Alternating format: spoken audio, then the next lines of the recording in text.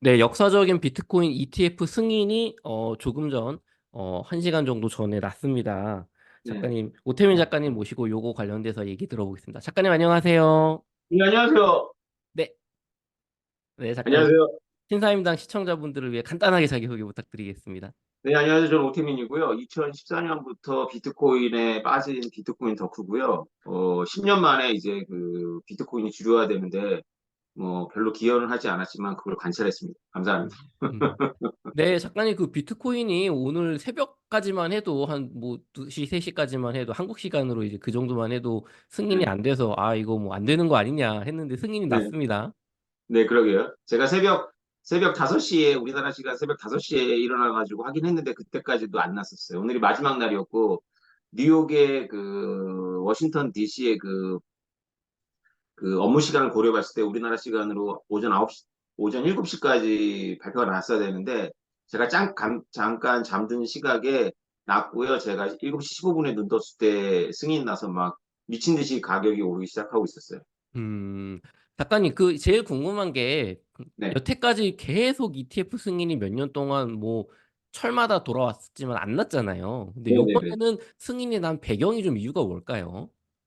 일단 오늘 그 게리 겐슬러 SEC 의장이 발표한 성명서에 그 답이 좀 있어요. 그러니까 음, 그 성명서에 따르면 상황 바뀐 게 별로 없다. 음, 그 제이 클레이튼이 이제 전임 그 SEC 의장이었거든요. 트럼프 행정부 시절에.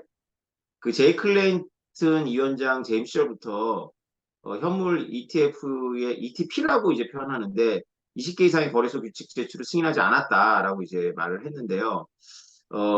지난해에 났던 그 순회 법원이라고 하던데 그 법원의 그 판결이 결정적이었던 것 같아요. 그걸 또 인용하네요. 음, 그러니까 그레이스케일과의 소송이었는데 현물 ETF를 승인하지 않은 너희 그 SEC의 논리가 별로 그 타당하지 않다라는 거에 대해서 새로운 논리를 개발할 수 있었겠지만 새로운 논리를 개발해봐 어차피 소송 가니까 음, 그냥 다 승인. 그것도 어느 하나를 승인하는 게 아니라 진짜로 어저께 트윗 사건이 있었거든요. 다 승인한다고.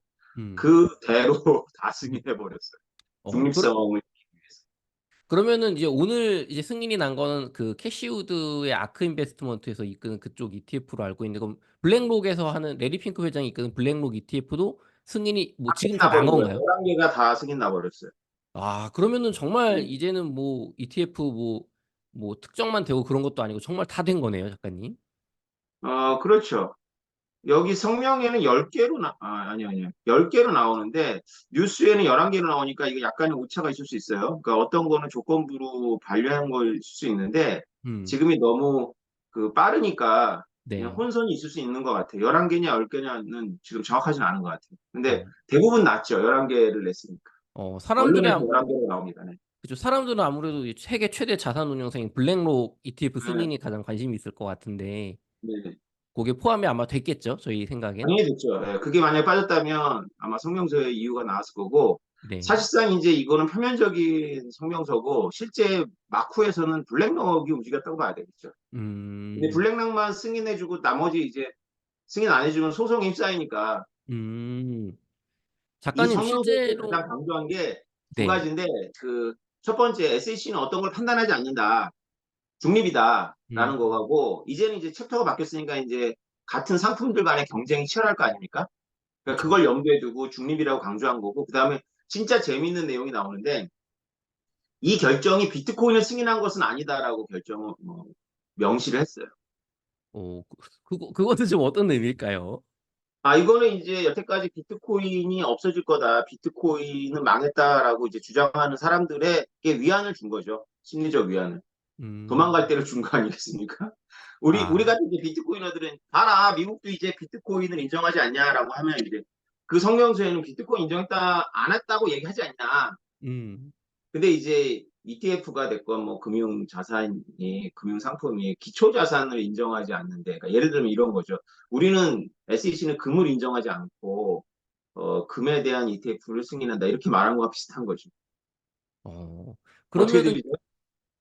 이게 어떻게 좀 말장난 같기도 하고 약간. 우리는 부동산을 인정하지 않지만 부동산을 근거로 한 여러 가지 담보나 그런 파생 상품들을 인정한다라는 걸 어떻게 들리세요? 어, 부동산 전문가께서. 부동산 관련 뭐 리츠는 투자를 음, 받지만 자산으로는 뭐 인정하지 않는다. 약간 이거는 좀 어폐가 있는 것 같습니다. 그죠? 근데 이 비트코인이 아직도 이런 처우를 받아도 사람들이 자연스럽게 여기는 그런 미성숙 자산이라는 거 여러분들한테 힌트를 드릴 수밖에 없네요. 음, 그럼 비트코인을 작가님은 성숙한 사실은 자산으로 생각하시면 안 돼요. 요번에 승인이 되면 이제 네. 모든 사람들이 정말 인정하는 비트코인이 없어지지 않을 자산이라고 이제 다들 느끼게 될 음. 거다라고 얘기를 하셨었는데 앞으로는 좀 그럼 요 문구 때문에 조금 더 논쟁이 갈까요?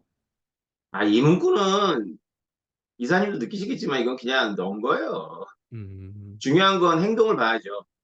음, 이제 비트코인을 저주했던 월가의 공룡들과 플러스 우리나라 여의도가 하는 말을 듣지 마시고요. 하는 행동을 보셔야 돼요, 진짜. 음, 하는 행동은 어떨까요? 마치 거래소 투자하고 막 별짓 다 할 겁니다. 음. 해외 투자하고 막. 작가님, 요번에 승인이 나니까 이제 그럼 제도권의 그런 금융 월가의 자금들, 전 세계의 자금들이 정식으로 이제 비트코인 쪽에 쏟아져 들어올 거다. 앞으로 좀 이렇게 우리가 예상을 할 수 있을까요? 그렇죠. 그러면은 이제 요거 과거의 금 ETF를 예로 들면서 뭐 3, 4년 안에 뭐 3배, 4배 간다 뭐 요런 뭐 분석 기사도 있던데 네네. 작가님은 좀 어떻게 보시는지요? 가격 변동 쪽에서. 저는 올해가 거의 제일 중요할 것 같은데, 이렇게 된 마당에 이제 ETF를 미국의 SEC가 승인하냐 안 하냐는 거 이제 더 이상 이슈가 아니잖아요. 그렇죠. 1월 초에 지금 1월 10일, 11일에 이제 한국 시간 11일에 이런 챕터가 바뀌었으니까 아직 올해가 11개월 보름이나 남았지 않습니까? 그렇죠. 올해 안에 많은 일이 벌어지겠네. 반감기도 있습니다. 음. 작가님, 비트코인 ETF가 승인이 되면 가격이 네. 폭등할 거다라는 예측도 있었고, 반대로 뭐 불확실성 해소로 하락할 거다라는 예측도 있었는데요. 실제 지금 현재 가격을 보면 비트코인은 1.3% 정도 오른 4만 6천 불, 4만 7천 불을 향해 가고 있고요. 반면에 네. 이더리움은 이제 12% 정도가 올랐거든요. 네. 사람들의 예상과 달리 비트코인 가격이 약간 약보합, 약간의 상승으로 좀 그치는 이유가 좀 있을까요? 그거는 진짜로 말한 대로, 그 말씀하신 대로 뉴스에 팔아야 된다라는 그 강박을 갖고 있는 사람들이 꽤 있죠. 왜냐하면 지난해에 거의 2배 이상이 올랐으니까. 그런데 이더리움이 앞진할 거는 우리가 예상하고 있었어요. 왜냐하면 다음은 이더리움 ETF다라는 이제 기대감들이 있거든요. 어, 그 그러면은 이더리움 덜 올랐고. 네. 근데 그러면 이거는 다 시장의 단기적인 움직임이라고 생각해야 되고요. 네. 투자자로서는 지금 판다면 제가 지금 사라는 말씀 못 드리겠어요. 왜냐하면 사람들마다 단기 자금의 운용에 있어서는 각자의 사정이 있기 때문에. 근데 비트코인은 오랫동안 만약에 보유하고 있는 분들이 지금 이 뉴스에 판다면 제 생각에는 큰 실수를 하시는 거 아닐까. 예를 들면 2017년도에 1월 달에 ETF가 거절당하고 단기 하락이 왔어요. 그래서 그때 막 분위기가 좋았다가 우리나라 돈으로 100만 원을 4년 만인가 3년 만에 뚫었다가 폭락을 했었는데 많이 떨어지진 않았어요. 80만 원, 70만 원까지 떨어졌는데 그 해가 끝나기 전에 2,500만 원까지 가거든요.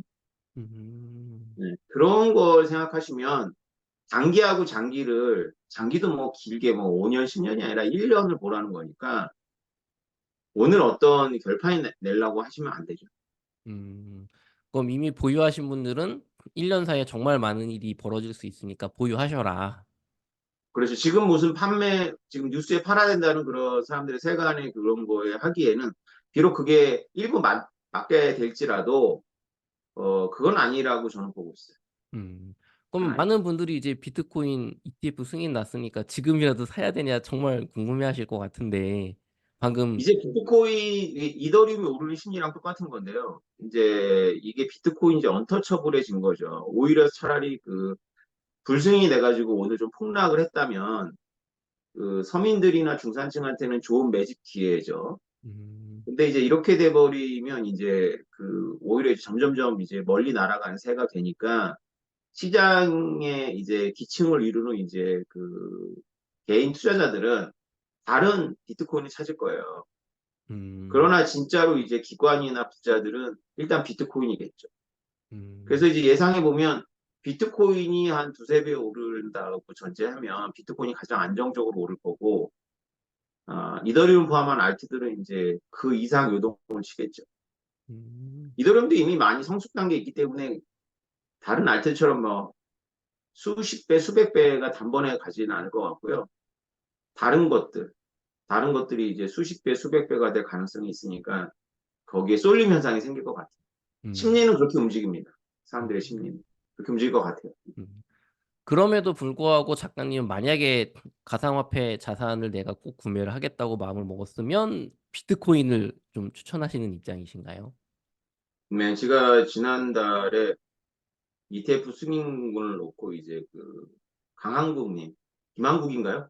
강황국님, 네, 네, 강황국 작가님. 죄송합니다. 네. 강한국님하고 이제 했을 때 저한테 마지막 질문이 1억이 있다면 뭐 하겠냐 그래서 일단 비트코인 다 산다. 1억 음, 정도면. 10억이 있다면 5억은 비트코인 사고 5억은 놔두겠다. 왜냐하면 잘 모르니까. ETF가 불승이 날 수 있으니까. ETF가 불승이 나면 나머지 5억으로 비트코인 사고, ETF가 승인이 나도 나머지 5억으로 비트코인 사겠다고 제가 그랬어요. 그죠? 여기에 그렇군요. 답이 있지 않을까 싶어요. 예. 저의 음, 답이지만, 1억은 저한테는 큰 돈이 아니라서 저는 장기 홀더니까, 지난달에 1억이라는 꽁돈이 생기면 무조건 비트코인 담는 게 맞았고요. 다행히 예상대로 ETF 승인이 돼서 가능성을 뭐 한 75대 25로 봤지만 돼서 너무 다행인 거고요. 만약에 오늘 승인이 안 났다면 떨어질 때니까 그때 샀어야 되는 거고. 근데 비트코인은 장기적으로 정말 중요한 자산이고, 이걸 제가 10년 전부터 주변 사람들한테 얘기를 해오던 거기 때문에 여러분들께서는 이거를 하나의 이벤트로 보시면 안 돼요. 이거는 10년 동안 늦춰졌던 일이 일어난 일이라고 보셔야 돼요. 진짜로 제 말을 믿으셔야 돼요, 이번에는. 그러니까 이렇게 보셔야 돼요. 그러니까 비트코인의 결국 가장 큰 문제점은 제도권이 인정하지 않는 강력한 자산이라는 건데 제도권마저 인정해 버렸으니까 제도권이 인정하는 강력한 자산으로 바뀐 겁니다. 음, 제도권이 인정하지 않는 강력한 자산에서 제도권이 인정하는 강력한 자산. 무슨 말이 더 필요하겠습니까? 음.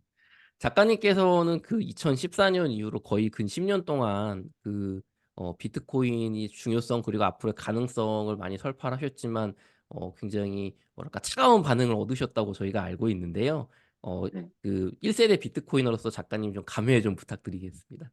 저희 감에는 뭐 오늘 새벽에 계속 잠이 안 왔고요. 진짜로 하나라고 하면서 이제 어저께 해프닝이 있었어요. 오늘 내용이 트위터로 올라갔는데 SEC에서 그것이 해킹이라고 사실대로 인정을 해버렸어요. 만약에 오늘 다 트윗대로 내용이 나올 거면 그렇게 인정하는 게 쉽진 않았잖아요. 신속하게 인정을 했거든요. 그냥 뭐 하루 먼저 하면서 해킹당했다는 사실을 숨길 수도 있는데 굳이 그걸 해킹으로 하고 이제 그대로 돼서 저도 좀 놀랐고요. 정말 베리 겐슬러는 정말 애브노멀하다 이런 생각이 들고 그러나 이제 언젠가는 나겠죠. 언젠가는 나겠지만 이번에 나느냐에 대해서는 사실은 퍼센트는 언제나 없는 거니까. 근데 이런 현실이 이루어지니까 저로서는 10년 동안 떠들던 일의 현실판이기 때문에 아직은 좀 덤덤합니다. 아직은. 근데 음, 마음속의 저변에서는 막 지금 이제 분주해지고 있죠. 음, 벌써 분주합니다. 그래서 아마도 이제 수많은 매체에서 이제 저의 의견이나 이제 코멘트를 요청할 것 같고요. 또 한 가지는 이제 제가 말하지 않아도 저를 저주했거나 저와 함께 비트코인을 저주했던 제 주변에 적당한 거리에 있는 지인들은 이제 뜨끔하겠죠? 내가 맞았지? 맞지? 이걸로 뭐 이 정도 해야죠. 여기서 음, 더하고 이제 푼수가 되는 거니까. 음. 작가님, 요번에 비트코인에 정말 이제는 나도 공부를 해야겠다고 관심을 가지시는 이제 대중분들이 정말 많아질 것 같다는 생각이 드는데요. 어, 그렇죠. 비트코인에는 지정학적인 측면, 그리고 뭐지 네. 화폐로서의 속성과 어떤 뭐랄까 뭐 기술적인 측면, 그다음에 비트코인 자체에 대한 어떤 공부 두 가지가 좀 필요한 것 같아요. 저희가 느끼기에는. 근데 그 두 가지를 공부하기에 뭐 제가 감히 뭐 여기서 말씀드리고자 했을 때는 오태민 작가님의 그 2023년 책인 비트코인 그리고 달러의 지정학 그리고 비트코인 더 그레이트 비트코인 이 두 가지가 우리나라 국내 서적 중에는 정말 이게 원탑이 아닌가 이런 생각이 드는데 간단하게 두 가지 책에 대해서 좀 어떤 책인지 그리고 어떻게 공부에 도움이 되는지 좀 설명 좀 부탁드리겠습니다. 네, 둘 다 이제 중요한 맥락이라고 보는데, 더 그레이트 비트코인은 제가 10년 동안 빌드업 해온 비트코인 관련한 내용입니다. 그래서 사실 10년 동안 제가 6권의 책을 비트코인 관련해서 냈는데요. 최초로 낸 게 비트코인 강했다, 그 다음에 스마트 컨트롤, 그 다음에 비트코인 지혜 족보, 그 다음에 메타버스와 돈의 미래라는 책이 이 더 그레이트 비트코인 안에 들어가 있다라고 보시면 됩니다. 적당하게. 섞여서 요약하고 들어가 있고, 그래서 이거를 다 읽을 필요가 없고 그냥 더그레이트 비트코인 좀 두껍지만 좀 더 쉽고 인문학적인 내용을 많이 넣었으니까 일반인들이 접근하기에 더그레이트 비트코인 좋고요.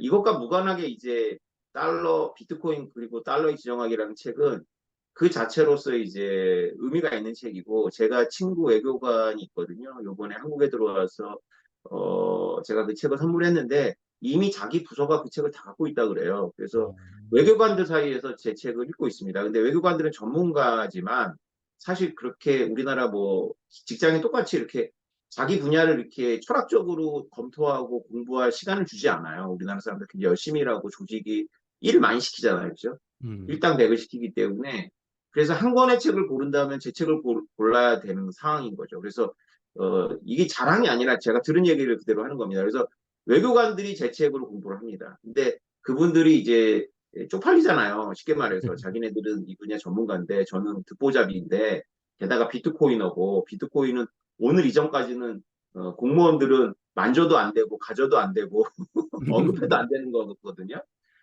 진짜로 그 친구가 그렇게 얘기를 합니다. 그래서 비트코인이라는 제목이 들어가서 언급 못할 뿐이지 제 책을 외교관들이 많이 읽고 있어요. 그 얘기 뭐냐면 비트코인에 대한 편견을 여러분 이제 버리셔야 돼요. 게리 겐슬러가 이렇게 말을 베베 꽈지만 결론은 뭐냐면 이제 비트코인이 현실이다. 비트코인을 외면했다가는 큰일 난다. 그걸 세계 금융 무역 시스템의 축인 미국의 동부를 관리하는 3개의 기관, 연준, 그다음에 CFTC, 그다음에 SEC 중에 한 수장이 인정했다는 거거든요. 그래서 이것을 여러분들이 어떻게 생각하셔야 될까요?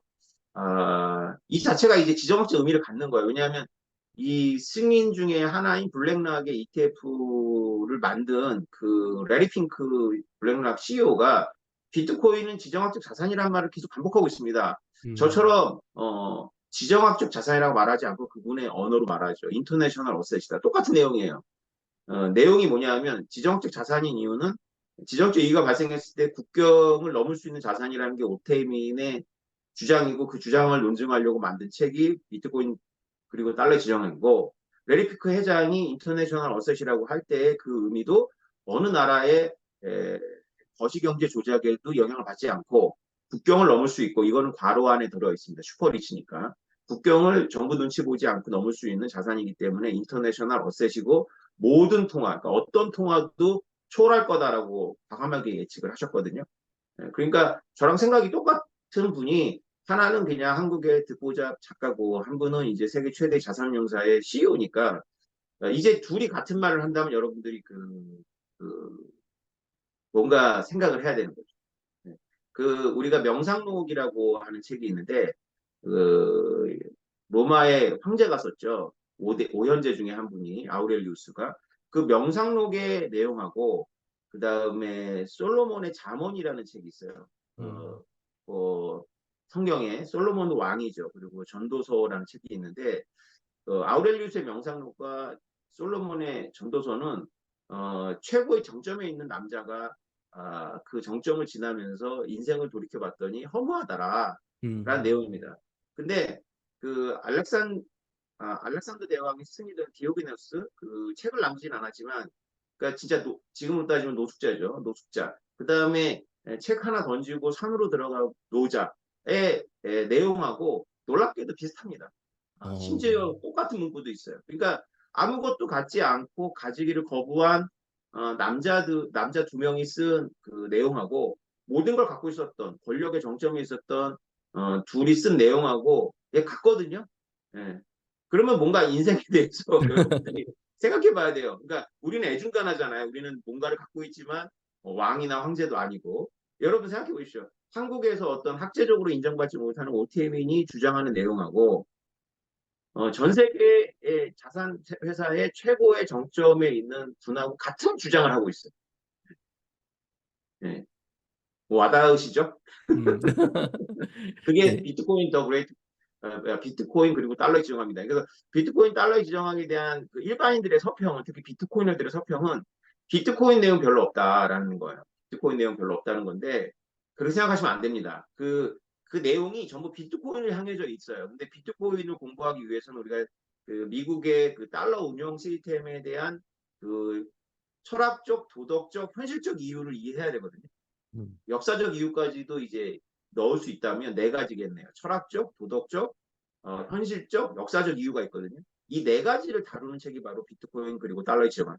그래서 이거를 이해해야 그 레리 핑크 회장의 단 하나의 문장, 비트코인을 인터내셔널 어셋이라고 했던 그 문장이 이해가 되고 그거를 이해해야 오늘의 이 사건이 하나의 사건으로 이해되지 않고 큰 그림의 중요한 한 부분으로 보이겠죠. 이상입니다. 음. 네, 저는 작가님의 그 더 그레이트 비트코인 그리고 달러의 지정학 책을 읽고 저는 사실 부동산 베이스에 투자를 해왔었는데 작가님 책을 읽고 최근에 1 비트코인 이상을 소유하게 되었습니다. 그래서 그래서 제가 네, 찾아봤더니 전 세계 1 비트코인 이상을 가진 투자를 하신 분들이 전 세계 2% 정도밖에 안 되더라고요, 투자자 중에. 그러니까 굉장히 소액 뭐 0. 몇 개만 다들 갖고 있는 거죠. 그래서 저도 그 작가님 책을 읽고 정말 큰 충격을 받고 이렇게 설득이 됐는데 많은 대중분들도 더 그레이트 비트코인 그리고 달러의 지정학 꼭 한번 읽어 보셨으면 좋겠습니다. 네. 네. 작가님 그러면은 이제 비트코인이 ETF 승인이 나면서 과거의 비트코인의 위치와 지금부터의 비트코인의 위치는 완전히 달라졌다. 이제 전혀 다른 레벨의 자산이다. 뭐 요렇게 좀 우리가 받아들여야 될까요? 이게 잘 와닿지 네, 않아요, 그렇죠. 사실은. 네, 그렇죠. 왜냐하면 지난해 9월 달에 미국의 그 회계 재무 기준위원회가 비트코인의 시세를 법인 회계에 주식회사의 회계에 반영할 수 있도록 길을 터놨거든요. 음. 그거부터가 좀 사실은 신호였다고 볼 수 있죠. 미국이 체계적으로 준비를 하는구나. 음. 제가 한국 공군에 근무를 했었거든요. 그래서 한국 공군이 미국 공군하고 협업을 많이 합니다. 그래서 똑같은 부대가 존재해요. 제가 이게 어디까지가 비밀이고 아닌지 몰라서 그냥 두리뭉실하게 얘기를 할 텐데, 그래서 어느 부대를 가보면 미군의 건물하고 한국군의 건물이 똑같아요. 왜냐하면 하는 기능이 똑같으니까. 음. 근데 저는 직접 본 적이 없는데 이제 거기서 오랫동안 2, 30년 근무하신 이제 하사관들, 원사님, 뭐 주임 원사님 이런 분들의 이제 주니님들이랑 술을 먹다가 얘기를 들어보면 재밌는 경험을 많이 하시더라고요. 똑같은 건물을 짓는데요. 한국군도 짓고 미군도 짓고. 근데 한국군은 특징이 뭐냐면 밤새 일을 해가지고 건물이 엄청나게 먼저 올라간답니다. 똑같은 건물. 근데 한국군의 건물이 다 올라갈 때까지 미국은 땅을 다지고 있대, 땅을. 건물 안 올라간대요. 그리고 탈퇴근하고. 그래서 한국 분들이 비웃는데요. 쟤네들 일 안 하고 말이야, 농땡이 까고. 우리는 막 밤새 서치라이트 막 비치면서 일하잖아요. 그죠? 음. 공기 단축 이게 이제 한국 건설의 핵심인데. 그리고 나서 이제 뭐, 짧게는 3개월에서 길게는 6개월 정도 차이가 나서 둘 다 완성이 된답니다. 한국군이 이제 다, 세레머니 다 끝나면 이제 미국은 이제 검은 모양 나고 이렇게 되는 거예요. 근데 이제 어떤 일이 벌어지냐면요. 여름에 더워요. 그럼 에어컨을 설치해야 되면 한국 건물은 다 뜯어내고 다시 인테리어 해야 된답니다. 근데 어. 미국은 원래 그 공기 순환 장치를 다 달아놨기 때문에 에어컨만 설치하면 됩니다. 네. 음. 그러니까 처음에는 한국이 빠른데 이게 뭐 한국 공군의 이제 그거에 대한 북한 이것도 옛날 얘기지만 한국이 빠른데 결과적으로는 미국이 빠르다라는 게 이제 그 우리 한국군에서 오랫동안 몸담았던 선배 군인들의 이야기죠. 물론 계급은 저보다 낮지만 저는 이제 장교였으니까. 제가 굉장히 그때 인상적이었어요. 아, 그 얘기가. 그러니까 미국이 지금 한 행동도 그 미국의 어떤 걸 유전자가 있지 않겠습니까? 먼저 회계 기준부터 고치고 다 다지고 이제 마지막에 승인이라는 딱 깃발을 올리잖아요. 그죠? 음, 그러니까 이런 걸 봤을 때 이거를 그냥 게리 겐슬러 개인의 어떤 그런 편견의 결과다. SEC 위원들의 어떤 그런 로비의 결과다라는 음모론이 이제 앞으로 많이 나올 거예요. 한국인들이 이제 지정학이나 이 역사에 대한 체계적인 공부가 되어 있지 않은데 네파토리 위주의 내러티브 위주의 이제 드라마나 영화를 통해서 자꾸 이런 거시적인 세계관을 배우다 보니까 자꾸 스토리텔링이 좋은 거예요. 스토리텔링. 그러니까 스토리텔링으로 역사나 이런 걸 분석하면 이제 전지전능한 사람들이나 세력을 가져가게 되고 그러면 음모론이 되는 거거든요. 음, 그래도 그 음모론적인 설명이 설득력이 있으니까 사람들이 좋아해요. 그러면 이제 비트코인을 싫어하는 사람들이 이제 게리 겐슬러가 돈 먹었니, SEC 위원들이 이제 정치적으로 판단했니, 뭐 미국의 민주당이 뭐 대선을 앞두고 뭔가 돈을 끌어모으려고 하는 거니, 뭐 이런 얘기는 이제 앞으로 나오지 않겠습니까? 음, 불보듯 뻔한데 그런 식으로 이루어지지 않는다는 거죠. 음, 오랫동안 다지고 이루어졌기 때문에 이제는 어떤 일이 벌어지냐면 401k 같은 것들이 들어와요. 네.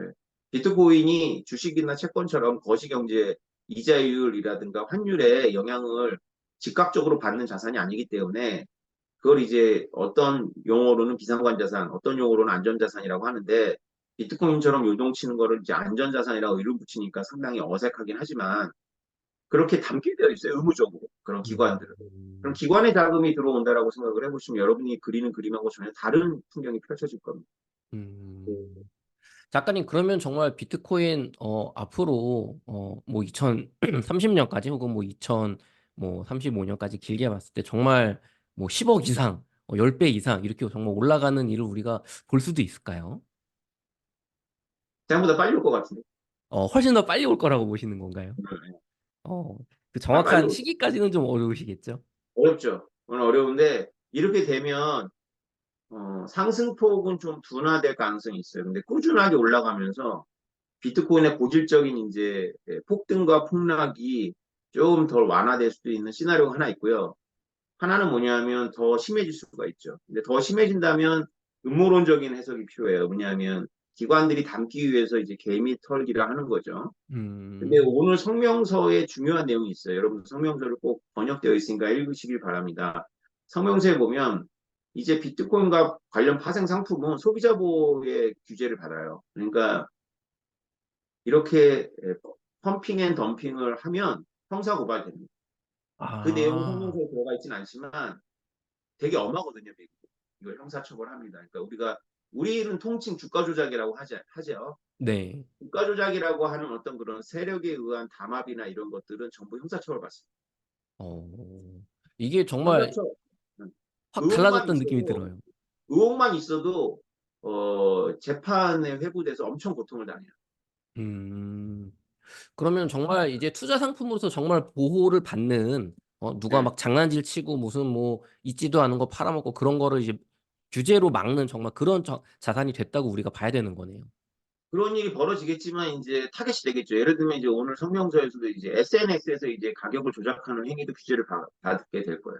아, 그러니까 이제 일론 머스크가 비트코인 갖고 장난 못 친다는 거죠. 그래 도지코인 가지고 뭐 심심하면 올리고. 아, 그러면서 이제 하면 형사소추될 가능성이 있어요. 어, 알겠습니다. 중요한 자산이 됐으니까 많은 사람들이 이해관계가 얽혔으니까 음, 둔화폭이 둔화된다는 쪽에 베팅을 좀 하겠습니다. 7대 3 정도로. 음, 아니 하도 영일들을 제가 많이 상대하다 보니까 네, 영일들은 확률의 세계가 0과 1로 이루어져 있다고 진짜로 믿더라고요. 그래서 어, 저처럼 7대 3 이렇게 6대 4 이렇게 얘기하면 당장 댓글이 달려요. 뭐 나도 그런 말 할 수 있겠다라고. 어, 그쵸. 당신만 그런 말 할 수 있는 게 아니라 전문가도 그 이상 하면 그건 전문가가 아니라 점쟁인 거고 음, 우리는 다 그렇게밖에 못해. 일기예보도 하다 못해 확률로 표시하는데 그쵸, 그쵸. 일기예보는 사실상 굉장히 객관적으로 이렇게 자료를 읽을 수 있는 범위에도 불구하고 당장 내일의 날씨도 확률로 표시하는데 어떻게 우리가 자산을 놓고 0과 1의 세계에 살겠습니까? 그러면 그런 사람들이 큰일 사고 치고 망하는 겁니다. 음, 감옥에 황, 가는 거. 그럼에도 불구하고 작가님이 말씀하셨던 게 지난 10년 동안 시간에 걸렸을 뿐 다 이루어졌어요. 비트코인 1억 간다고 말씀하셨는데 지금 벌써 뭐 6천만 원 넘었고 정말 그걸 향해 가고 있고 그때는 말도 안 되는 가격이라고 생각을 했잖아요. 거기에다가 SEC 결국에 시간의 문제지 승인 날 거다. 승인 났고, 그쵸? 그 다음에 비트코인은 중요한 자산이고, 인터넷 혁명을 뭐 불의 발견에 정말 비견되는 그런 거라고 말씀하셨는데 지금 이제 점점 그 과정을 향해 가고 있거든요. 그래서 저는 시간에 걸릴 뿐 결국에는 갈 수 있는 길이다. 그렇게 생각을 합니다. 네. 네. 작가님, 근데 그렇게 생각하지 않는 이제 비트 맥시들이 있는 것 같아요. 그래서 이제 비트코인 맥시 일단 시청자분들한테 비트코인 맥시란 좀 어떤 분들을 좀 칭하는 말인가요? 그 용어가? 2012년부터 시작된 사건이 있는데요. 비트코인은 스케일을 좀 올려야 된다. 스케일업 얘기가 있어서 용량이 너무 적다. 제가 기억하기로는 처음에 비트코인 소스 코드는 32메가바이트를 1블록에 담을 수가 있었어요. 거래 기록을. 음. 근데 그것이 너무 이제 그 보안에 문제가 있다 그래가지고 합의를 통해서 사토시 나카모토가 당시 있었고요. 그래서 1메가바이트로 줄여놨어요. 그래서 1메가바이트가 이제 용량이 적으니까 용량이 적은 대신에 노드들이 부담을 덜 안기 때문에 노드가 확산되는 데 도움이 됐죠. 근데 이제 비트코인 점점 확산이 되면서 용량을 늘리자라는 의견이 비트코인 내부에 있었습니다. 그럼에도 불구하고 이제 비트코인 코어라고 하는 이제 핵심들은 그거에 대해서 부정적이었죠. 보안이 우선되니까. 뭐 그런 게 씨도 안 맥힐 거를 알고 비트코인 진영에 있다가 나온 게 바로 그 유명한 비탈릭 부테린이고요. 그가 만든 게 이더리움이죠. 그래서 음. 이더리움은 비트코인의 그 뭔가를 새겨 넣기에는 너무 그 비싸거나 제한된 용량을 거의 무한하게 확장을 하면서 이제 거기에 이제 스마트 계약을 올릴 수 있는 그런 비전을 담아서 만든 게 이더리움 플랫폼이고요. 이더리움이 나갔지만 그럼에도 비트코인 안에서도 용량을 올려야 된다는 얘기들이 있었어요. 그때 이제 나온 용어가 이제 비트코인 맥시멀리스트입니다. 그래서 비트코인 맥시멀리스트들은 그 말 자체는 조롱이에요. 비트코인 근본주의자 이런 뜻입니다. 그러니까 비트코인으로 다 할 수 있다는 거예요. 뭐 음. 비트코인 스마트 계약도 할 수 있고 뭐그 이더리움의 비탈릭이나 이런 이더리움 진영으로 간 뭐 이런 분들이 주장하는 것들은 사실 비트코인으로 다 해결된다 이런 주장을 하는 거고 그리고 비트코인은 지금 현재 비트코인만 인정하고 이거를 용량을 늘린 거나 변형하는 거는 절대 인정할 수 없다. 이렇게 꽉꽉 막힌 원리주의자. 이 음. 원리주의자들이 근데 수학 천재들이라서 문제긴 한데 그냥 뭐 그냥 아줌마 아저씨들이 아니고요. 다 비트코인 코어는 다 한가닥 하는 분들입니다. 그런 음. 분들을 이제 꽉 막혔다. 우리 말로는 틀딱이죠. 틀딱. 틀딱이라는 용어를 붙인 게 바로 비트코인 맥시멀리스트들인데 이 비트코인 맥시멀리스트들이 하나의 정체성이 됐죠. 자기 정체성이 됐어요. 이제 맥시멀리스트를 맥시라고 이제 바꿔 부르는데 사실 그게 이제 제가 이제 전 그런 의미에서는 맥시멀리스트가 아니니까 현실주의자니까 어, 한국에서는 저 같은 주장을 10년 동안 줄기차게 한 사람이 거의 없기 때문에 제가 이제 비트코인 맥시멀리스트로 분류해가지고 강의 때 비트코인 맥시멀리스트를 가르칠 때 한국에는 오템이라는 사람이 있어라고 강의하는 사람들이 꽤 있었어요. 그러니까 음. 2017년, 18년이라는 공간 안에서는 왜냐하면 워낙에 없으니까 음. 워낙에 없으니까 그런데 사실 저는 비트코인 맥시멀리스트가 아니죠. 왜냐하면 저는 현실주의자이기 때문에 용량을 늘린다고 해가지고 그것이 비트코인 캐시를 지지하는 건 아니지만 어, 유연한 어떤 대응이나 이런 것들은 필요하고 그다음 비트코인 하나만 살아남는다라는 주장에는 전혀 동의하지 않거든요. 생태계가 살아남고 생태계에서 비트코인이 중심 역할을 하는 거지 비트코인 하나만 살아남는다라는 그 비트 맥시들의 주장에는 전혀 동의하지 않죠. 그런 음. 의미에서는 이제 저는 비트 맥시가 아닌데 비트 맥시랑 그래도 근접한 철학을 갖고 있고 그 다음에 이제 제 주장이지만 저는 비트 맥시의 머릿속을 들어갔다 나왔다라고 보고 있거든요. 그건 이제 한국을 얘기하는 거 아니에요. 원래 이제 그 리버테리안의 전형인 분들의 이제 비트코인 맥시가 있어요. 그분들의 사고 체계를 알기 때문에 저는 이제 그분들의 생각의 흐름에 대해서 얘기할 수가 있죠. 근데 이 ETF에 대해서 이들이 보인 행보는 상당히 그 타락했다. 음. 원리주의자 그들의 용어로 타락한 거죠. 저는 타락이라고 안 하고 이제 이해할 수 있지만 그분들의 관점은 타락인 거죠. 사실은 비트코인 맥시가 진짜 맞다면 어떻게 쓰든지 SEC의 비트코인 ETF 승인을 반대해야 돼. 오, 로비를 해서. 왜 그러냐면 이분들은 탈중앙이라는 거에 목숨을 건 분들이거든요. 철학적으로.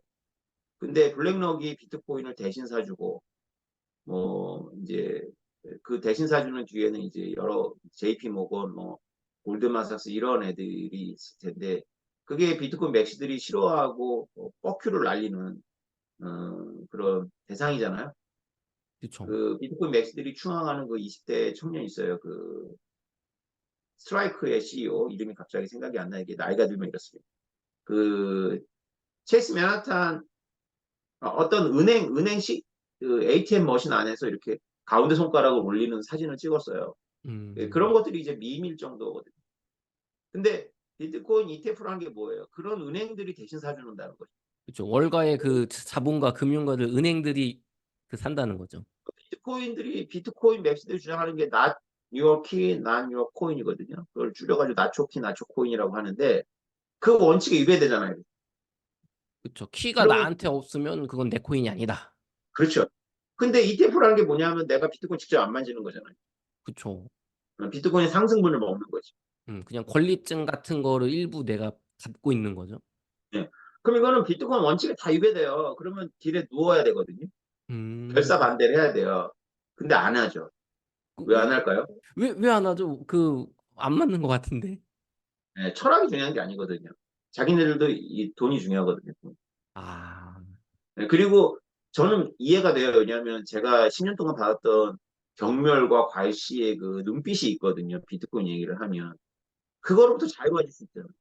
근데 음, 진짜 맥시라면 철학이 제일 중요한 거기 때문에 내가 계속 괄시를 받고 비트코인은 자금 세탁이나 사용되는 거고 지하의 돈이야 라는 걸 감수하는 거죠. 왜냐하면 2014년도에 윙클보스 쌍둥이가 비트코인 ETF를 신청했을 때 왕따를 시키고 그 다음에 그런 정지 작업으로 그 사전 작업으로 제도화하기 위해서 뉴욕주의 금융감독청 국장인 로스키라는 사람이 비트코인 라이선스 법안을 만들었을 때 그 당시에 비트맥시들은 철학을 중시했기 때문에 동영상까지 만들어가지고 비트코인 아워 머니라는 동영상이 있습니다. 유튜브에 있을 거예요.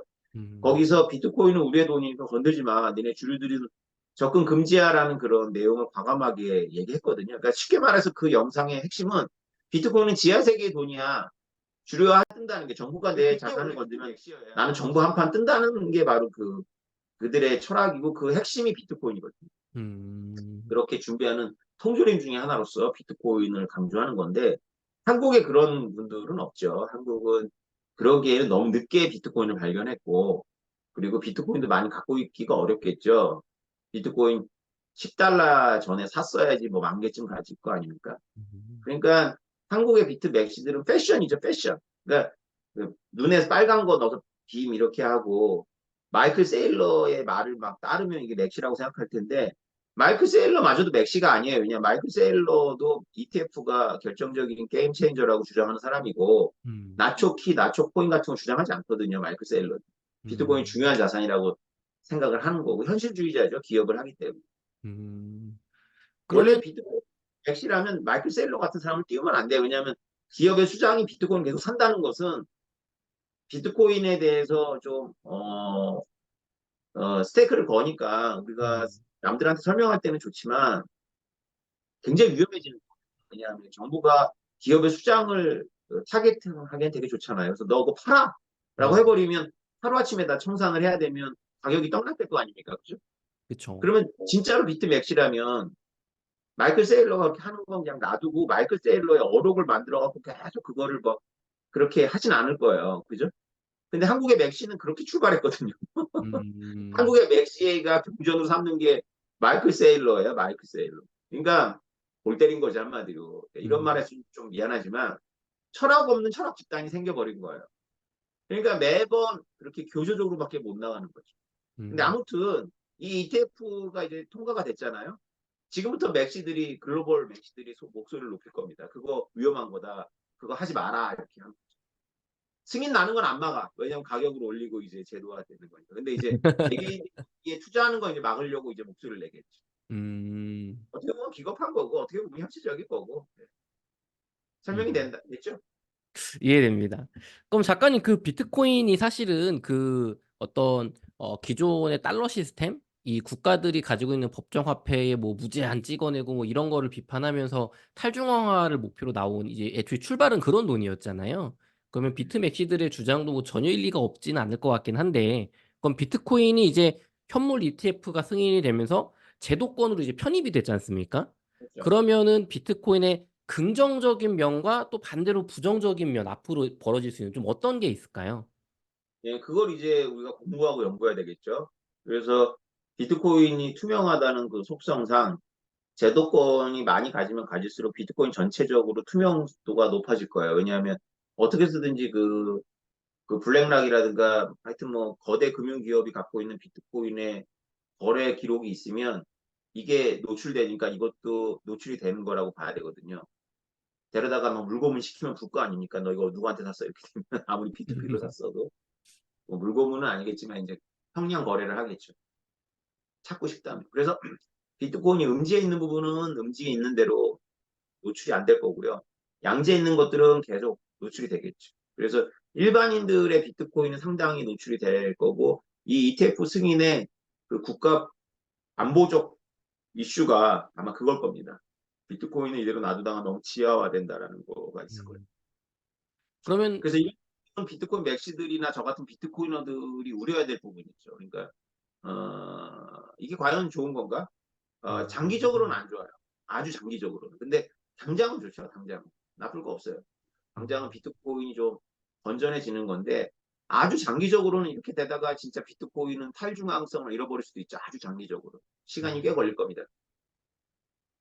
그러면은 비트코인이 지금 말씀하신 게 어, 지하에 있는 비트코인과 제도권으로 한번 나온 비트코인 이게 제가 느끼기에는 추적이 되는 비트코인이다 뭐 이렇게 들리는데 그게 제가 이해한 게 맞나요?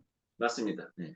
아, 그래서 그럼 지하에 있는 것들은 안 나오려고 하겠죠. 예를 들면 이제 북한이 갖고 있는 비트코인이 있어요. 네. 그런 것들이 이제 이거 묻으면 이제 노출이 되는 거죠. 북한이라는 추상적인 주체잖아요. 우리나라는 이제 실체가 없어요, 사실은. 우리가 굉장히 실체가 있다고 생각하지만. 누군가잖아요. 북한의 누군가. 음. 북한의 고위 관료 누구. 북한의 무슨 어떤 부서. 그들이 비트코인을 결국은 현금화할 건데 무기를 산다거나 뭐 음. 돈으로 바꿀 텐데 그 루트가 노출이 돼버리는 거죠. 여기 음. 묻어버리면. 그래서 그거는 고세기 안에서만 예를 들면 북한이 갖고 있는 비트코인 갖고는 이란의 원유만 사고 이란은 다시 북한의 무기만 사고 이 안에서 빙빙 돈다면 그건 그 안에서만 돌겠죠. 음. 그래가지고 쓸 수 있는 용도가 얼마나 되는지 잘 모르겠어요. 저도 비트코인 공부하고 나서 자금 세탁을 공부했는데 저도 잘 모르고 있었던 근데 자금 세탁이라는 게 생각해보면 그런 우리가 이제 제도권에 있는 돈을 탈세나 이런 목적으로 다 지하에 숨기는 거를 자금 세탁이라고 흔히들 알고 있지만 반대가 더 진실에 가깝죠. 음. 매춘이나 마약을 통해서 번 돈을 제도화시키려는 게 자금 세탁이에요. 음. 왜냐하면 제도화해야 매춘으로 벌었건 마약을 팔아서 벌었건 그 돈으로 다시 매춘하고 다시 마약 살 게 아니라면 그 돈으로 비행기도 타고 호텔도 이용하고 하려면 전부 제도화되잖아요. 그쵸. 양성화돼야죠. 그렇죠. 그 과정이 바로 그 장세탁이에요. 그때 필요한 음. 기술. 예. 근데 만약에 우리가 매춘으로 번 돈을 마약을 사고 마약으로 번 돈을 매출만 한다고 이렇게 폐쇄된 경제만 한다면 굳이 그런 모험을 감행하고 그 비용을 지불하면서 자회사 하려면 일단 K만 제도 같은 데다가 엄청난 그 좋은 변호사 회계사를 갖다 때려 박아야 되고요. 음. 그래도 그 추적의 위험이 있고 그래요. 그런 위험을 감수할 필요가 없잖아요. 근데 그런 경제는 없다는 거죠. 쉽게 말해서. 음. 음지로만 돌 수 있는 경제는 없다는 얘기. 음. 음지라는 경제는 없어지지 않고 있지만 음지에만 머무는 경제는 있을 수가 없어요. 생각해보면 결국 우리가 경제 활동을 해야 되잖아요. 먹고 마시고 써야 되는데 음. 대부분은 양지에 있단 말이에요. 그쵸. 작가님, 그러면은 비트코인이 과거에는 개인 간 거래 혹은 뭐 이제 말씀하신 북한처럼 그런 음지에서 서로 거래할 때는 그러니까 쉽게 말해서 저랑 작가님이 휴대폰으로 비트코인 서로 주고받는 거를 국가가 알 수가 없는 게 최고의 장점이었는데 이게 이제 어떻게 보면은 뭐 추적할 수 없는 돈이지 않습니까? 근데 네, 요게 ETF라는 곳 제도권에 한번 그 들어갔다 나온 비트코인은 그다음부터는 추적이 될 수 있다라는 말씀이신 건가요? 그렇죠. 그러면은 많은 저희 사실 대중분들은 사실 그런 거 별 관심 없으니까 그냥 뭐 주식하듯이 살 거잖아요. 그러면은 요게 점점 많은 비트코인이 제도권을 들락날락하면서 점점 추적이 되는 돈으로 바뀌어 나간다 요렇게 볼 수 있는 건가요? 그렇습니다. 그러면은 이거는 비트코인이 추적 불가능한 돈이라는 그 엄청난 무기가 말씀하신 것처럼 장기적으로는 조금 희석될 수도 있다는 좀 생각이 들긴 하네요. 그렇습니다. 어. 네, 엄청난 경쟁이 벌어지죠. 지금도 뭐 비트코인을 우리는 이제 뭐 거래를 이렇게 한번 일으키고 말지만 이미 클러스터 기술 같은 걸 써가지고 비트코인을 뭐 수만 개 지갑으로 빵 스쳤다가 음. 다시 이렇게 합쳐가지고 사용하고 하거든요. 그러니까 이게 추적이 안 되도록 이제 추적을 어렵게 만드는 거죠. 비용이 많이 들도록. 음. 여러 가지 기술이 개발되겠지만 결국 또 미국은 따라갈 거고요. 그리고 그걸 하기 위해서는 상당량의 비트코인을 제도권이 품으면 비트코인은 그 추적이 불가능한 돈이라고 저는 주장한 적이 한 번도 없는데 어디서 들으셨어요? 여기저기서 비트코인 듣다 보니까 저도 불가능하다고 들은 거예요. 책이나 영상으로 말한 적이 없습니다. 왜냐하면 제가 오히려 강조하는 비트코인의 익명성은 이중적이기 때문에 수사기관이 좋아한다고 얘기를 많이 했었죠. 근데 음. 이제 더 좋아하겠죠. 그래서 이제 비트 그러면은 맥시들은 이제 철학을 선택할 건지 현실을 선택할 건지 스탠스 정해야 돼요. 제 음. 생각에 원리적인 비트 맥시들은 앞으로 2, 3년 안에 다 정리될 거예요. 떠나겠죠. 옛날에 한번 그랬어요. 2014년도에. 네. 그러면 작가님 그 현물 ETF가 요번에 된 거지 않습니까? 선물이 네. 아니고. 그러면 네. 개인 투자자가 투자하는 입장에서 좀 조심해야 될 점, 유의해야 될 점이 혹시 뭐 있을까요? 글쎄요. 그러니까 다, 형사의 어떤 그런, 법률에, 엄격한 법률에 노출되어 있는 기관들이 전부 신청을 한 거잖아요. 개인이 신청한 게 아니고. 네. 그리고 그 기관들은 서로 치열하게 지금 서로 수수료 경쟁이 치열할 것 같은데, 다 또 팀을 먹어요. 혼자가 음. 아니고, 뒤에 이제 든든한 이제 그, 금융기관을 끼고 이제 하는 거기 때문에, 블랙라마도 블랙라 혼자 하는 게 아닙니다. 뒤에 음. 이제 끼고 있어요. 그러니까 그래서 뭐 우리나라 거래소처럼 믿을 만하지 않을까요? 개인들이. 음. 그러면 장기적으로는 우리나라에서도 그 비트코인 현물 ETF를 취급하는 뭐 증권사? 우리가 알고 있는 뭐 삼성증권 무슨 뭐 키움증권 이런 곳들이 취급하게 될 수도 있는 건가요, 앞으로? 당장되겠죠. 어. 저는 비트코인을 하면서 한국인들에 대해서 재발견하고 있거든요. 그러니까 한국인들이 굉장히 큰 장점이 있다라고 생각합니다. 한국인들은 1.5등에 능합니다. 1.5등. 이게 우리의 1.5등이요. 특징이에요. 그래서 우리를 2등이라고 하기에는 우리는 너무 기민해요. 음. 근데 이제 1.5등에는 조롱도 있는데 1등은 절대 안 합니다. 어쩜 못할 수도 있어요. 우리의 상상력으로. 음. 1.5등은 하죠. 지금까지 비트코인 우리나라 주류들은 에헴 하면서 비트코인 그거 뭐 나쁜 거 이러다가 이제 보십시오. 올해 다 태세 다 전환할 겁니다. 어. 내가 언제 그런 말 해서 기억도 못 할 거예요. 오히려 막 기억 바꿔갖고 내가 그랬지? 이렇게 할 것 같은데. 아마 저를 놓고 이제 비트코인을 강의하려는 이제 주류들도 제가 만나게 될 겁니다. 음. 맞아요. 우리나라가 그 패스트 팔로워로 따라가는 거 정말 잘하니까. 1.5등이에요. 우리의 반도체, 우리의 2차 전지 전부 1.5등 아닙니까? 음. 네, 그래서 1.5등에 되게 능하다. 근데 1등은 절대 하기 싫어한다. 네. 근데 개인 입장에서는 사실 뭐 이제 뭐 이거 이런 말씀을 그 사설 뭐 지금 어떤 거래소보다는 그런 뭐 우리가 이미 검증된 믿음이 신뢰가 있는 그런 대기업에서 하는 증권사 뭐 은행에서 취급한다면 저도 정말 이제 안심하고 맡길 것 같다는 생각이 들긴 하거든요. 우리나라 2021년도에 블록체인을 다 했어요. 우리나라 웬만한 기업들이 음. 메타버스하고 그러다가 싹 이제 없어졌거든요. 다시 생기겠죠.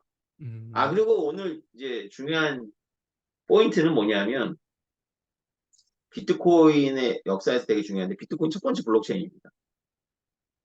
첫 번째. 그래서 비트코인을 발견할 거냐, 블록체인을 갈 거냐에 따라서 보는 시야하고 본인의 이 업계의 경력이 다 바뀌어요. 어떤 얘기인가요, 교수님?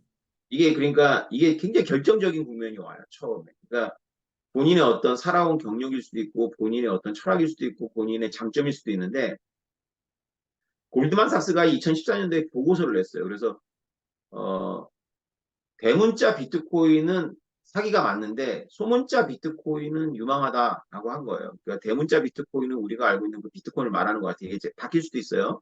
대문자, 네. 소문자 헷갈리네. 근데 소문자 비트코인은 보통 명사 비트코인은 블록체인이다 이렇게 얘기를 한 거죠. 그래서 골드만삭스가 만든 밈이 뭐냐 하면 비트코인은 나쁜 거고 블록체인은 좋은 거다. 네. 그 밈이 2014년도에 만들어졌어요. 금융기업에 의해 가지고. 근데 음. 그거를 진리인 양 떠받치는 사람이 한국에도 엄청나게 많습니다. 어. 네. 제가 어느 강연장에서 옛날에 구글로 다 비트코인 구글 해봐라. 영화 검색어 뭐 나오냐 그러면 전부 튤립, 버블 이렇게 나와요. 근데 블록체인을 검색했더니 4차 산업혁명, 신뢰 이런 게 연관 검색으로 나오더라고요. 맞아요. 약간 블록체인은 뭔가 좀 긍정적인 기술적인 것 같아요. 그래서 지난 10년 동안 블록체인 가지고 온갖 짓을 다 했잖아요. 그죠? 그쵸. 뭐 뭐가 NFT도 남았어요? 나오고. 뭐가 남았어요? 뭐 우리 실생활에 바뀐 거 있어요?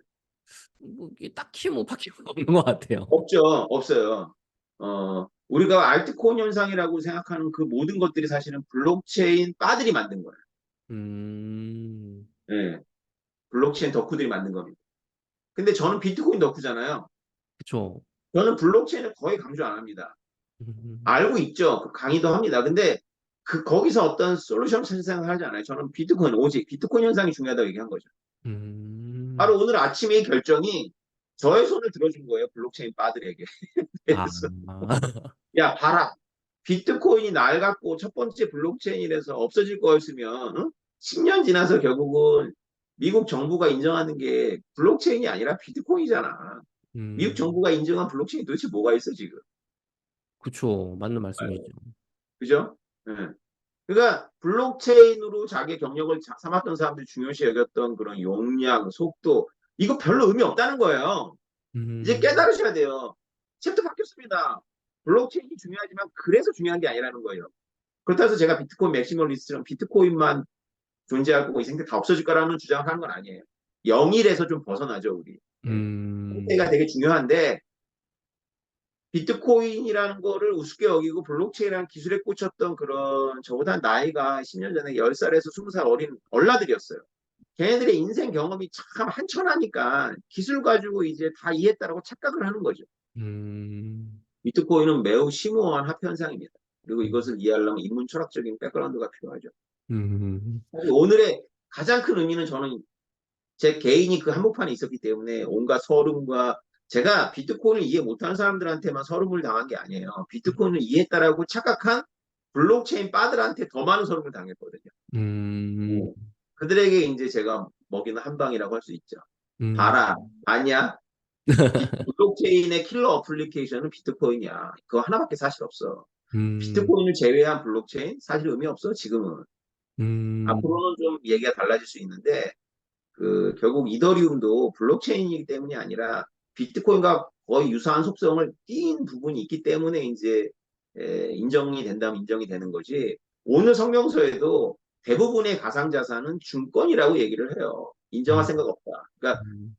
SEC 의장이 이 성명서를 쓴 목적이 뭐냐면 우리가 비트코인을 승인했다고 생각하고 블록체인 프로젝트를 다 인정할 거라는 그런 착각은 하지 마라. 몇 가지다. 음. 일단은 몇 가지다. 이 얘기가 이제 강조가 되어 있는 거죠. 아, 그럼 블록체인까지 증권이라는 말은 비트코인은 증권이 아닌 걸로 분류가 되고 있잖아요, 지금. 그렇죠. 예, 예, 아, 그 다르다 두 개는 알트랑. 예. 그러니까 경고예요. 그러니까 2017년처럼 뭔가 블록체인 프로젝트 막 남발하고 ICO 한다고 막 하지 말라는 거예요. 다 음. 증권이다고. 음.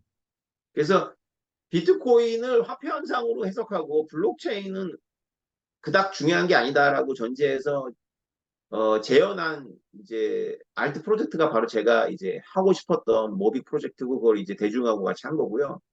그러니까 블록체인 바에 영향을 받은, 그러니까 비트코인이 나쁜 거고 블록체인이 좋은 거라는 그 세례를 받고 아무것도 공부하지 않은 기자들의 눈에는 제가 만든 모빅이 블록체인으로서는 비트코인보다 진일보된 게 전혀 없으니까 음. 기술이 없다라고 얘기를 하더라고요. 그 진짜 무식한 발언이거든요. 그 어. 얘기는 뭐냐면 비트코인이 기술이 없다는 얘기랑 똑같은 거예요. 그렇죠. 하드포크한 거니까. 정신 차리라고 말하고 싶어요, 진짜로. 제대로 공부해라. 그 음. 2014년도에 골드만삭스가 너희들을 세뇌하기 위해서 만든 비트코인은 나쁜 거고 블록체인은 좋은 거다라는 밈으로부터 벗어나라. 그게 음. 오늘 틀렸다고 10년 만에 지금 어, 맞춤표 찍힌 거죠. 음, 저는 작가님, 뭐, 이렇게 뭐, 비트코인을, 뭐, 혹은 알트코인 이런 거 비판하시는 기자님들도 작가님이 쓰신 더 그레이트 비트코인 책을 한번 읽어보시고 좀 공부를 하셨으면 좋겠습니다. 맞습니다. 네. 작가님, 정치인들 좀 잘들어보세요. 지식인들이 제일 문제예요. 그러니까 음, 지식인들이 왜 문제냐면 지식인들의 업이 뭡니까? 지식인들이 뭐 하는 사람입니까? 뭐 뭐, 하는 사람이지, 지식인? 지식을 가지고 좀, 그래도 좀 세상을 좀 이렇게 좀 네. 알리고 뭔가 좀 긍정적으로 해야 되는 거 아닐까요? 그러면 지식인들한테 우리가 뭘 기대해야 되죠? 지식인들이 뭐 땀 흘려서 일하는 거? 발바닥에 뭐 땀 나도록 돌아다니는 거 아니잖아요. 그쵸. 지식인들이 뭐 하고 있어야 됩니까? 제대로 공부를 하고 예, 알아야죠.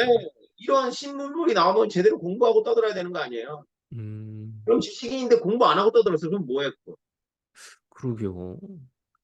그거 쓰레기잖아요. 음, 그러니까 그들에게 기대하는 게 뭐예요? 그쵸. 내가 기술자가 모르는 걸 좀 제대로 기술자가 기술이 알리고. 없다는 말이랑 똑같은 거냐? 기술이 없는 게 기술자예요? 음, 돈이 없는 게 부자예요? 아, 그러네요. 지식이 없는 게 지식인이에요?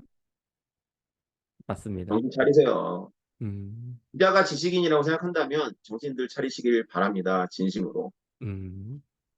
아다컴프리어 이제 틀렸으니까. 10년 동안 틀린 거잖아요. 10년 동안. 그쵸. 오늘 아침 이제 오늘하고 내일 우리나라 일간지에 뭐라고 나오고 있어요. 비트코인 이제 미국에서 ETF 승인해서 태세전환 금방 합니다. 이게 한국의 지식사회는 이 쪽팔림을 몰라요. 그러니까 음, 태세전환에 대한 부끄러움이 전혀 없습니다. 음, 철학적 원리주의자는 흉내만 내는 거지 사실 한국엔 없다고 봐야 돼요. 맞아요. 사실은 진짜라면 이렇게 분노해야죠. 어떻게 이렇게. 음, 작가님, 그러면 이제 이더리움 알트코인 얘기 좀 마지막으로 좀 다뤄보겠습니다. 짧게. 네. 말씀하신 대로 비트코인과 이제 알트코인을 이제 뭐 많이 구분을 할 때, 이제 요번에도 말씀하신 것처럼 비트코인에 뭔가 좀 특별한 지위, 그 인정이 된 거지, 나머지 뭐 블록체인 기술로 한 이런 알트들은 아니야. 요런 뉘앙스라고 네. 하셨잖아요. 네. 그런데 이더리움은 지금 뭐 가격이 지금 10% 넘게 폭등하고 있단 말이죠. 네. 뭐 말씀하신 대로 이더리움 ETF도 좀 앞두고 있다고 하시고 그러면은 이더리움 ETF는 앞으로 좀 승인이 될 수 있을까요? 이제 모르죠. SEC가 당장 안 해주겠죠. 당장 안 해주고 음, 시간을 끌겠죠. 아, 그럼 비트코인처럼 이제 이더리움 ETF도 될 거라는 기대감으로 또 이제 막 시간을 질질 끌 수 있다라고 보시는 아, 건가요? 그렇죠. 음, 그 그러면은 이더리움의 상황인데 저도 이더를 갖고 있지만 네, 이더리움은 좋을 거예요. 왜냐하면 지금 수혜는 오늘 현재 수혜자는 이 발표 수혜는 이더리움이네. 이더리움 혼자 막 오르고 비트코인 별로 안 올랐어요. 네. 시장은 이렇죠. 근데 단기적인 시장은 스투피드 할 수 있어요. 단기적인 음, 시장이 현명한 거 아닙니다. 장기적인 시장이 현명한 거예요. 그럼 작가님은 장기적으로는 이제 승인된 자산인 그 비트코인 현물 ETF와 이런 알트코인들이 장기적으로는 가격이 양극화될 거다라고 보시는 건가요? 아니면은 좀 궁금합니다. 가격적인 측면에서. 비트코인의 비중은 더 올라갈 거예요. 음, 근데 이제 아까 중산층 이하 서민들은 비트코인이 언터처블하니까 이더리움 같은 걸 찾겠죠. 음, 이더리움마저도 이제 언터처블해지니까 다른 것도 찾겠죠. 그래서 음, 그들 중에서는 돈을 버는 게 실제로 1% 미만이 되는 거예요. 아, 그, 진짜로 안정적인 일반 서민들이 채권 안 사잖아요. 그쵸. 근데 진짜 부자들은 채권 투자해가지고 돈 벌잖아요. 맞아요. 예. 그러니까 부자들이 어떻게 움직이는지 고려해야 돼요. 아, 그러면은 금도 보면은 금은 너무 비싸니까 막 은 과거에 실버 코인 사고 막 이랬거든요. 내가 이 은사 가지고 돈 벌었던 사람 내 주변에 본 적이 없어요. 그러니까요. 뭐 이런다 그러는데. 아, 그럼 결국에는 부자들이 투자하는 뭐 채권 뭐 아니면 정말 큰 대형 주식 아니면 금 같은 이런 게 결국엔 돈을 버는 것처럼 비트코인이 장기적으로는 이길 거다라고. 그렇죠. 그러나 이제 비트코인의 블록체인이 아니라 비트코인의 화폐 현상을 가지고 이제 거기에 기업을 결합하려고 하는 어떤 특별한 프로젝트가 있긴 있어요. 그게 뭔가요? 말하지 그러니까 맙시다. 그게 뭔지. 저는 이더리움 힌트가 어긋났다고 보고 오는 입장이거든요. 그러니까 네. 이더리움이 꿈꾸는 건 이더리움이 이룰 수 없다라고 보고 있어요. 이번 학기 이제 건대에서 제가 스마트 컨트랙의 실제와 이론과 실제인데 결론은 기업형 블록체인이에요. 그래서 음, 스마트 컨트랙이라는 걸 공부하셔야 되는데 오라클 문제라든가 여러 가지 그 데이터 정량화 문제든 산적한 문제가 있기 때문에 비탈릭이 주장했던 것만큼 그 비탈릭이 19살 때 주장했던 것만큼 순수한 형태의 스마트 콘트랙은 불가능합니다. 음, 거기에는 이제 결국은 신뢰받는 중앙이 필요한데 신뢰받는 중앙이 결국은 기업이죠. 우리가 오늘 ETF에 대해서 이렇게 환호하는 이유가 신뢰받는 기관들이 들어오긴다는 뉴스 때문 아니겠습니까? 그쵸, 그쵸. 믿을 수 있는 이렇게 중간. 사람들은 사실은 탈중앙화에 별 관심 없어요. 음, 그리고 사람들은 실제로 백화점을 좋아합니다. 음, 비싸더라도 항의할 수 있잖아요. 맞아요. 탈중앙화되어 있는 노점에서 중요한 물건 사지 않습니다. 음. 저 비트코인이나 어떤 이런 암호화 자산 같은 거, 저도 투자를 하고 있지만 항상 불안한 게 뭐냐면 주식이나 뭐 아니면 부동산은 내가 뭐 비밀번호 잃어버렸다거나 뭐 거기 뭐 뭔가 잃어버려도 어디 찾아가가지고 제 거 찾을 수 있잖아요. 근데 이거는 비밀 키를 내가 까먹으면 이거 못 찾으니까 그리고 휴대폰에 있다 잊어버리면 어떡해요. 어딘가 안전한 데 넣어놨다가 나중에 국가나 삼성증권에서 그거 잊어버렸지 네 거 여기서 저 그걸 원한단 말이에요. 저는 일반적인 대중이니까. 그래서 탈중앙화 별로 저는 관심 없습니다. 맞아요. 그러나 탈중앙화는 중요합니다. 중요한데 음. 그게 왜 중요한지 맥락을 이해하시려면 비트코인 그리고 달러의 지정학이라는 책을 읽으셔야 돼요. 맞아요. 그 책 막연하게 읽으니까 탈중앙화가 중요한 게 아니에요. 막연하게 중요한 게 아니라 중요한 이유가 있습니다. 그래서 음, 그 책을 읽으셔야 되고 탈중앙화라는 기준도 모호합니다. 도대체 노드가 몇 개 이상 분산되어 있을 때 탈중앙화라고 얘기할 거냐. 음, 정립된 거 없어요. 음, 그러니까 탈중앙화라는 게 완전한 탈중앙화라는 게 1이라고 하고 완전히 중앙화된 게 0이라고 하면 0도 없고 1도 없습니다. 맞아요. 예, 0도 존재하지 않아요. 그래서 그 북한 같은 사회가 0이라고 볼 수 있는데 북한도 딱 하나는 아닐 거예요. 중앙. 음, 그렇죠? 예. 그쵸. 어느 기업도 딱 하나의 중앙만 있는 건 아니에요. 예. 맞습니다. 완전히 탈중앙화된 시스템을 우리는 만들 수가 없어요. 본 적이 없으니까. 음, 상상할 수도 없네요. 생각해 보니까. 그쵸. 어딘가 뭔가 모글모글 중앙들이 있거든요. 작은 음, 중앙이. 그래서 0과 1은 없어요. 이 다 안에 스펙트럼에 있는 거고 비트코인은 족탈불급의 탈중앙화된 시스템이 맞아요. 근데 음, 족탈불급의 탈중앙화되어 있는 비트코인만 남고 나머지는 다 쓰레기냐? 이렇게 주장하는 사람들은 멍청하거나 음, 아니면 현실에 발을 딛고 살지 않는 사람이에요. 맞아요. 그러니까 현실적으로는 그 조금 더 이쪽을 바라는 사람들도 많이 있으니까요. 그렇죠. 그러니까 이 탈중앙화라는 개념도 교조적으로 받아들이면 안 되고 우리는 개미라는 걸 인정해야 돼요. 나는 개미고 나는 내가 갖고 있는 돈을 투자해서 이득을 올리는 게 목적이고 철학도 내가 그래서 공부하는 거지. 비트코인의 철학도. 내가 비트코인의 화신이 되려고 비트코인 철학을 공부하는 게 아니잖아. 그쵸. 내가 비트코인 하나도 못 가진 내가 화신이 돼서 뭐 할 건데? 네. 좀 많이 갖고 있을 때 화신이 돼야지. 그쵸.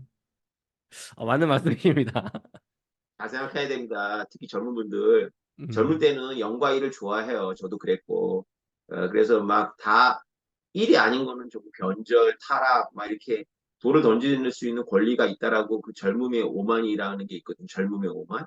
자기 음, 빼놓고는 다 틀렸다고 비판할 수 있는 오만을 갖고 있어요. 젊음은. 그건 근데 그 나이 때의 치기인 거죠. 음, 그런 리더들을 따르고 그런 사람들 말을 들으면 망합니다. 음. 정신을 차리세요. 네. 작가님, 그러면 이제 끝으로 그 ETF 이제 승인 나면서 정말 비트코인이나 어떤 블록체인 관련 프로젝트가 좀 다시 한번 좀 활발해질 것 같다는 생각이 드는데요. 그럼 앞으로 정말 좀 뭐 비트코인, 블록체인 요 기술이 우리의 삶을 좀 말씀하신 것처럼 기업형 뭐 블록체인이 이런 것처럼 해서 좀 와닿게 바꿀 수가 좀 있을까요? 과거에는 그게 안 됐잖아요. 이제는 좀 그렇죠. 바뀔까요? 이제는 이더리움이 진짜로 테스트에 올라왔다고 저는 생각해요. 왜냐하면 이제 기업들이 이 미국 정부가 올려준 깃발을 보고 블록체인은 없어질 게 아니구나, 비트코인은 없어질 게 아니구나라는 생각으로 본격적으로 뭔가 하려고 했을 때 과연 이더리움 표준을 사용할까요? 저는 아니라고 음, 보는데요. 예. 그러면서 이제 이더리움이 지향하는 것들을 기업이 하려고 하는 본격적인 스타트. 그래서 오늘 이더리움이 많이 오르고 있지만 오히려 가장 위기에 빠진 건 이더리움일 수도 있다라는 생각을 저는 합니다. 이제부터 음, 기업들이 달리기 시작할 거예요. 음, 그 알겠습니다. 기업들은 뭐 우리가 알고 있는 구글, 애플, 아마존, 마이크로소프트, 삼성전자쯤 되겠죠. 그런 나머지는 기업들이 뭐 정말 나머지는 명함은 내밀어 봐야 별 의미 없어요. 뭐 그냥 뭐 비트코인 꼬스레기 비즈니스를 해야 되는 거고 음, 비트코인과 같은 것을 만들어서 그걸 기업형으로 하려는 기업들은 몇 개 안 되겠죠. 음, 그럼, 그것과 이더리움이라는 자생적인 버텀업으로 올라온 개미들의 시스템과의 경쟁이, 표준화 경쟁이 한판 벌어질 것 같은데, 앞으로 5년 동안. 음, 대싸움이네요. 어, 비트코인은 가만히 있고, 아, 이거는 이게 이겨도 좋고, 저게 이겨도 좋고, 비트코인의 앞날은 창창하고, 근데 음, 이 스마트 컨트랙, 메타버스 플랫폼을 놓고, 이더리움 방식이냐, 아니면 기업형이냐라는 걸 놓고, 이제, 여태까지 제 말이, 아까 남이사님도 말씀하신 제 말이 다 맞았잖아요. 시간의 문제였지. 그쵸. 그렇다면 이 철학에서 일관되게 빌드업한 제 말을 한번 다이해 보세요. 이제 음, 기업형 블록체인의 시대가 본격화될 거라고 보고 있습니다. 저는. 음, 알겠습니다. 저는 네, 이 작가님의 그 책들을 꼭, 더 그레이트 비트코인, 그리고 달러의 지정학을 꼭 공부를 이번에는 정말 좀 하셨으면 좋겠어요. 이제는. 네, 작가님, 이제 긴 시간 수고 많으셨고, 저희 신사임당 시청자분들을 네. 위해서 해주고 싶은 마지막 한마디 부탁드리겠습니다. 네, 비트코인은 10년 전에도 중요한 거였고요. 지금은 더 중요해진 게 아니라 중요한 거를 이제 증명했다라고 보시면 됩니다. 비트코인은 중요한 겁니다. 음, 고민하시고 공부하시고 유연하게 1.5등을 하시길 바랍니다. 음, 1등은 못 하셨을 때도 음. 2등 하면 안 되잖아요. 네. 1.5.